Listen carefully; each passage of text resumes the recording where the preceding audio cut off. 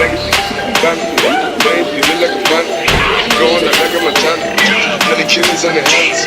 Legacy, family, brain, legacy, done, selling for they not the macho like Randy. The top go out to the granny. These niggas pull up your bandit. The killers understand it. I got broads in the land. What is up? Just want to take a second to talk about my script, right, for getting clients. So there are a few things that I keep in mind when it really comes down to getting a client. And the first thing when it comes to the client script is it needs to be vague and not specific.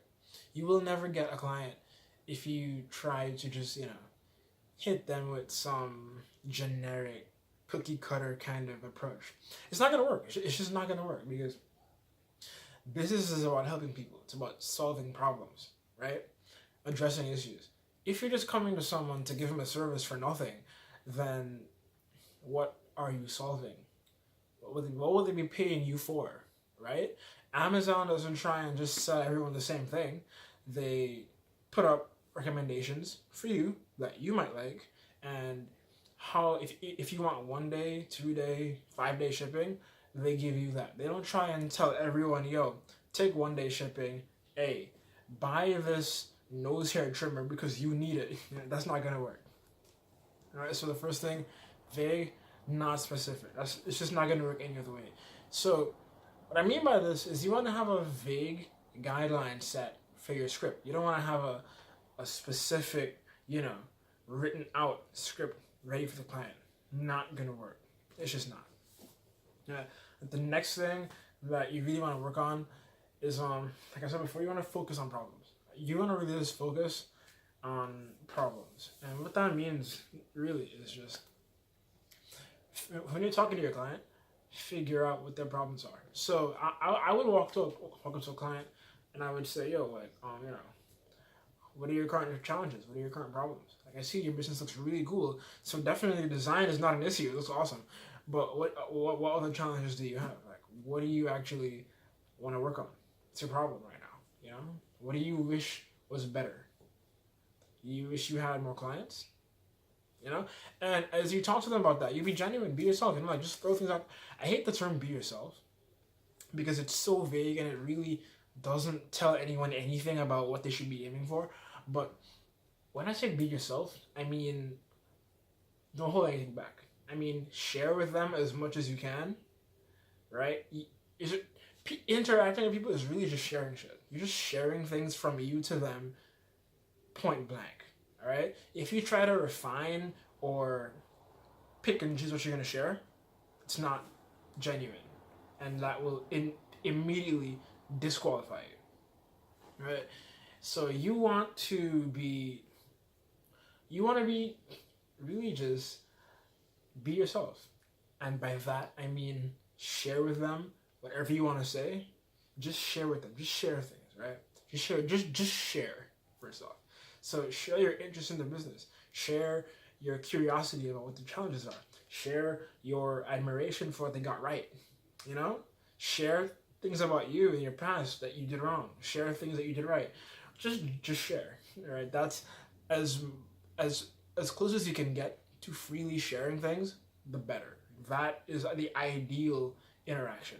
Now, it doesn't mean you want to share your breakfast with them or share the story of how your late night midnight snack was. You don't have to do that. It's about sharing relevant things. But at the same time, you don't want to be picking and choosing and refining and being too picky. All right. It's supposed to be free, but at the same time, kind of smart. And even then, it's about how you say it, not only what you say. So you actually can get away with sharing your last night's midnight snack with a potential client and actually turning it into a good thing and having a good result from that. It's all about how you do it. I have a saying.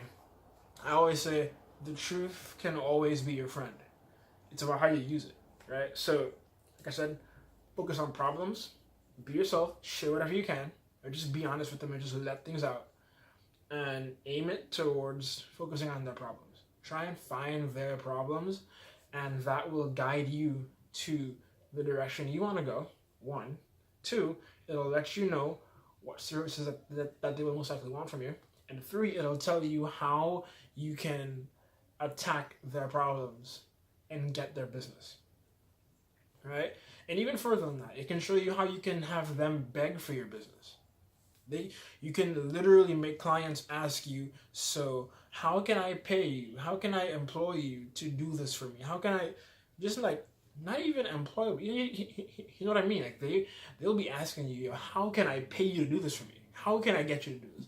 And the way you do that is by focusing on their problems genuinely. Because if they see a guy who's just awesome, he's just genuine, just talking, making them feel amazing, and they have their problems, they're talking to you about the problems and all that, and they realize that you know your stuff on this, pretty soon they have a connection with you, they like you, and they realize that you're smart and you know what you're doing. They have like every box checked on whether they want to work with you or not. So those two things. The next thing I really want to touch on is another part of the vague flow that I have, right? Now, the three things that I really ask is, one, I ask, what have been your best results in your business for the past 3 months? Then I ask, what have been your worst results, right? You can probably interchange those. You can try for yourself and see which one works better, asked first or second. And then after that, I also ask, would you like an increase in clients, right? And I usually ask that before or after I give them a list of recent facts about, whatever it is I want to offer them. So if I want to offer them social media marketing or something like that, I will always offer them at least 3 surprising facts and statistics about social media. The reason why is because people underestimate you, especially if you're young. Right? The best way to get over that is to just list out important facts that most people will not know, because it shows that you have knowledge in this area, you're studying this area, that you actively put this information in your mind, which means that you probably put other information that will help you succeed in this in your mind as well, right? You wouldn't know random stats on this if you didn't care about it, right? So that's the third thing, right? What were your best results past 3 months? What were your worst? And include facts here. And then after that, you can just say, would you like an increase in clients? Like, would you, is that something that you want? Like, is more clients something that you honestly think you'd want? Or do you have too many? I mean, if you have too many, I don't want to help you. I don't want to help you, because then you're going to be, turning away clients and people are going to be angry with you and all that. And I don't want to cause that to you right now. But, is that something that you would want, or are you there yet? I mean, are you there already, right? Follow that simple framework and you should be good to go. So what I would say for you to do, what I've done that's worked so far, is take a paper and just make 3 columns for every vague area you want to create, and just write down 5 questions for each. 15 questions total, right? So focus on problems, 5 questions, right? Best results, write down 5 different ways to ask that, or just 5 related questions to that, and do the same thing for worst results, and then the same thing for if you would like an increase in clients. Oh, and also, in addition to all that, you also want to write down facts. Like I actually have my book here. I have facts that I've written down.